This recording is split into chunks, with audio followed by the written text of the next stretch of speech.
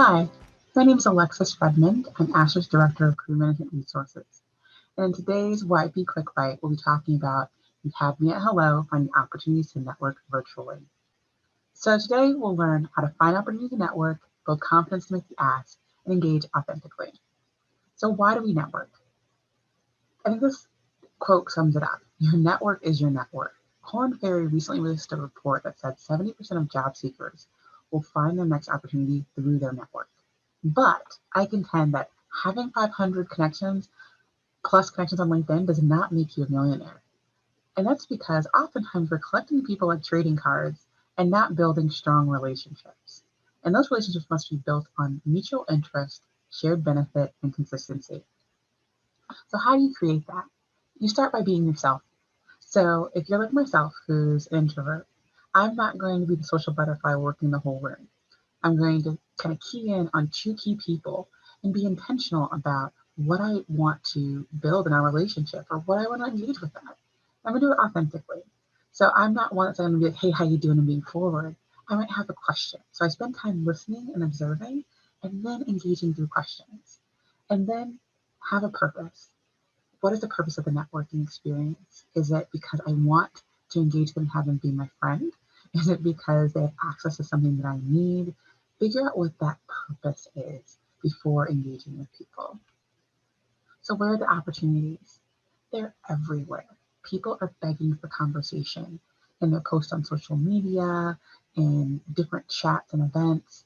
Every event now you go into, people are either engaging, sharing their LinkedIn links, but then it's on you to convert that into an actual relationship and opportunity. So where to look? Where do the people you want to meet hang out? Are they in ASAE's Collaborate? Are they on LinkedIn? Are they at product demonstrations? Where are they? And that's really going to be gauged based on what's your goal. If your goal is to find a new job, maybe it's that there's a community networking thing, or they're at maybe a text to table event where you guys are all engaging in the chat. And then you have the ability to say, hey, you made a really great point last night at the text to table. I would love to follow up with you and learn more about your perspective. And also, you want to consider, is there anyone in your existing network that might know them, that can make that warm introduction for you? So kind of think of that process and plan of what do I want to achieve out of this next working experience? What's my goal in doing this? Who do I want to connect with? Where are they? And can someone I already know connect me to them? So what is your ask? Your ask is going to be rooted in your goal. So be careful if your goal is to find a new job. You might want to pull it up a little higher and figure out how you can pair that with how they can help you. So if I were looking for a new job, maybe I want to go for a more senior position. So I'm going to reach out to someone who's more senior to me and say, hey, I'm really curious about your career journey. Would you be willing to talk to me about the process that you took to get to where you are? And this is where you can leave room to expand.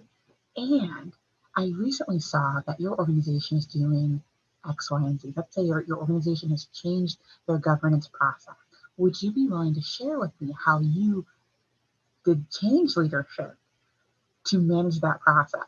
So it gives that person an opportunity to, for one, talk about their past, but also talk about their present. It expands the conversation. So then they're going to be like, oh, you're interested in me. And so when you do make that ask, they're going to be more excited to have the conversation. So let's talk about the conversation. Being virtual, we're no longer confined to setting up a lunch or coffee or happy hour. Now you can kind of fit time in wherever. And again, if you're an introvert, maybe engaging for a shorter period of time might be more manageable. And also, if you're talking to more senior people, having a shorter period of time might ensure that they actually have time to engage with you. So ask for 15 minutes, ask for 30 minutes, and then offer a different vehicle. We're all experiencing Zoom fatigue. So while this might be a conversation they're looking forward to, they might be able to get you on the calendar sooner if you say, hey, I would love to talk to you on the phone for 30 minutes about X, Y, or Z topic. And they might say, hey, great, I don't have to put my face on, all right? My kids might be running around, but I can chat with you. So the thing is that it expands the possibilities to engage because no longer confined to when they're at their desk, when they have their ring light on, when they're fully keyed in. Instead, they can kind of say, hey, I take a walk at 3 o'clock every day. I'll talk to you during my walk. So think about those opportunities because you can get on their calendar. So what's your homework? Set your networking goal, be it 10 people or 2 people. Practice your networking. So figure out your goal and figure out your way in.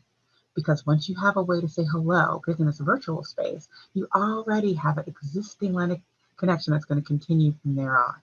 Follow up with your existing network because they're going to help you meet new people and repeat. Good luck.